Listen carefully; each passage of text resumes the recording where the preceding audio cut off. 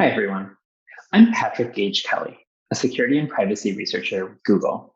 And today I'm going to detail some research our team has been doing over the last 2 years, understanding the security practices and the threats facing political campaigns in the United States. And we've already seen these security threats lead to outcomes, leaked communications, which have resulted in conspiracy theories, and more. So, to deter more hacks, like we've seen, we believe the security community needs to invest more. Hacks and leaked data should not determine elections.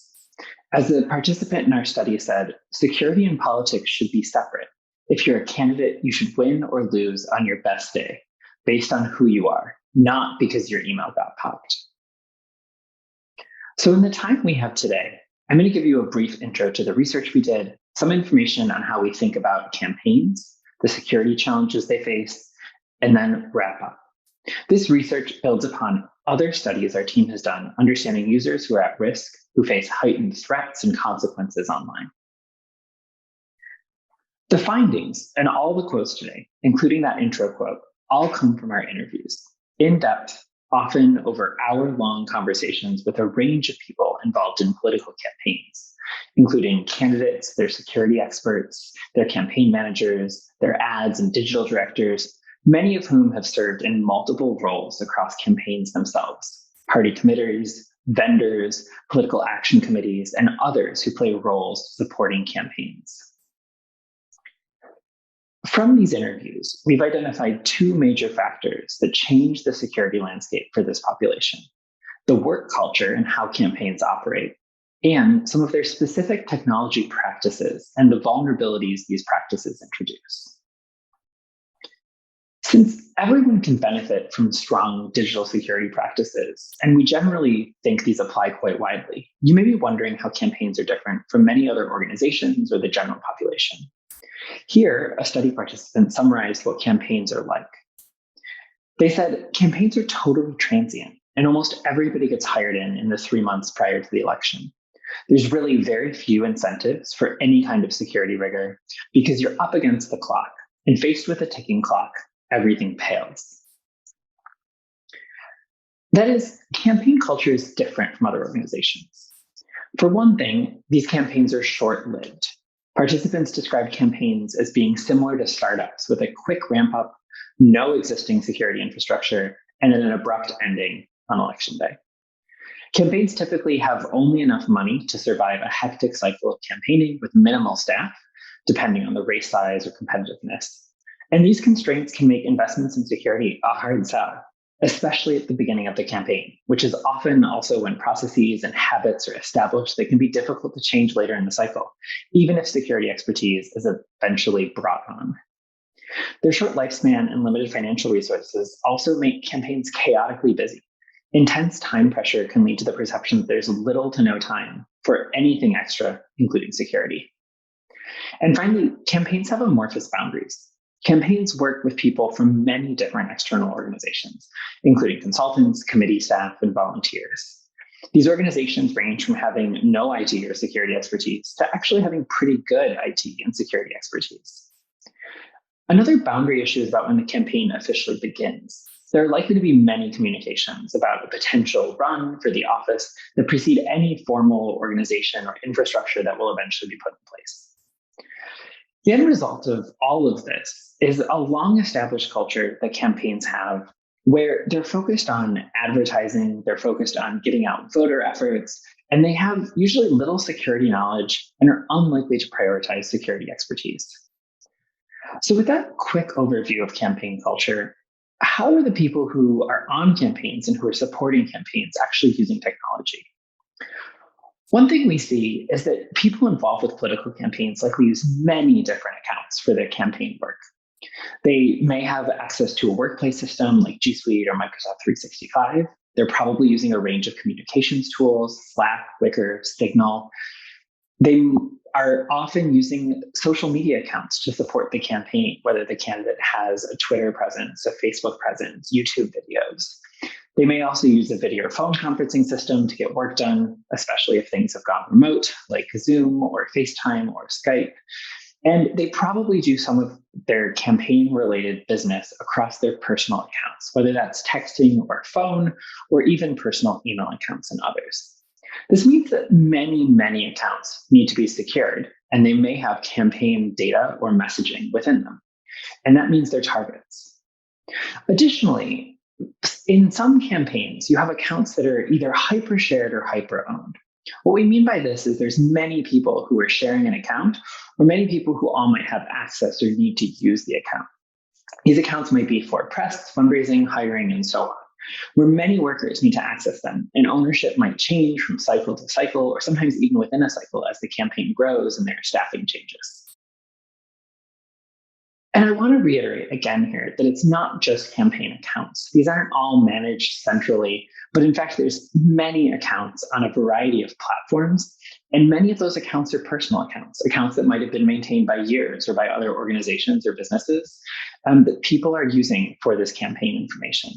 And any of this information, any of this campaign messaging could be used. It could be targeted. It's information that could be hacked and could be then spread to take a campaign off message. It's also important to again reiterate that most of the campaigns don't have IT staff. And that means that you have all of these accounts that are having campaign data and information in them, and no one, let alone a dedicated security staff member or someone else, is doing any monitoring. So that really leaves it all on the individual. The individual would need to know that there's an actual risk of an attack. They would need to know what to do about it. If they saw something suspicious, then they would actually need to do something about it and make that a priority amongst the many other things that they're trying to do. And one of the things that makes this really complicated is that nation states and other well-resourced attackers know that there are many, many accounts out there. They all have information that could potentially make the campaign look bad. And that means there's a lot of vulnerable material across many accounts, which makes it a really hard area to secure. We have one participant here who reminds us that nation states are after really everything: emails, communications, anything that could compromise the campaign and make it look bad, anything that makes the campaign or the staff look bad. And that really is quite a bit of information. To do one specific deep dive, we looked at two-factor practices. Across the participants we talked to, we found that nearly all of them had heard of and had used two-factor. But while they had done that, they had not been actively turning two-factor on in as many accounts as they could, and they often used weaker second factors like text messages. And just like with a general population audience, we heard that two-factor might take too much time, too much effort, or at least is perceived to be too hard to do. But we also heard some specific campaign-related concerns. They were more worried about account lockout, specifically that the increased security requirements could lock out a candidate or a senior advisor, which, as they described, would lead to a really bad day around the campaign office. Additionally, for those hyper-shared or hyper-owned accounts we mentioned earlier, two-factor often isn't a workable option. You generally can't set up that many people to have access to a single account, or if you're often transferring ownership, those things might lag behind and a certain phone number or other app might need to be transferred. And this adds to just an extra layer of complication, again, in an already busy environment. When we think about the different factors, and as security experts understand that different factors might provide different levels of securities, we see that the participants we talked to really knew two-factor was important in some way, but they didn't exactly know and couldn't explain why that was the case. They couldn't explain why different factors might offer different levels of security. And generally, again, weren't going out of their way to seek out two-factor for even their most valuable or sensitive accounts.